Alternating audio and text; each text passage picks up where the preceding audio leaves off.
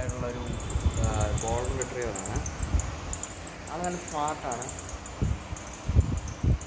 അത് human അഗ്രഷനുണ്ട്, animal അഗ്രഷനുണ്ട്, എല്ലാം ഉണ്ട്. കാരണം ആർച്ചി എപ്പോഴും ഈ ഒരു പരിസരത്താണ്, ഈ ഒരു വീട്ടിലാണ്. അപ്പോൾ ആർച്ചിയുടെ ഞാനിപ്പോൾ വന്നിരിക്കുന്ന ട്രെയിനിങ്ങിനായിട്ടല്ല, ആർച്ചിനെ നോക്കാനാണ്. ആർച്ചിയുടെ പേര് പോയില്ല. അപ്പോൾ ആർച്ചിനെ ഇവിടെ എനിക്ക് നോക്കണം. അപ്പോൾ ഞാൻ അതിന് വേണ്ടിയാണ് ആർച്ചിയോട് പറയുന്നത്. അപ്പോൾ ആർച്ചിക്ക് ഇങ്ങനത്തെ ഒരു പ്രശ്നമുണ്ട്. ഈ ഹ്യൂമൻ അഗ്രഷനൊക്കെ ഉള്ളതുകൊണ്ട് ആർച്ചിക്ക് ഒരു പ്രശ്നമുണ്ട്, ആരും അടുപ്പിക്കത്തില്ല.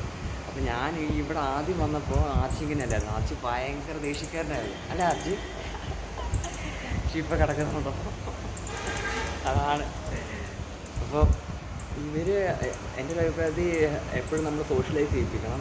സോഷ്യലൈസ് ചെയ്യുമ്പോൾ അത്രയും ബുദ്ധിമുട്ടില്ല. നമുക്ക് എവിടെ വേണമെങ്കിലാക്കാം, ബോർഡിങ്ങിലാക്കാം, അല്ലെങ്കിൽ എവിടെ വേണമെങ്കിലാക്കാം.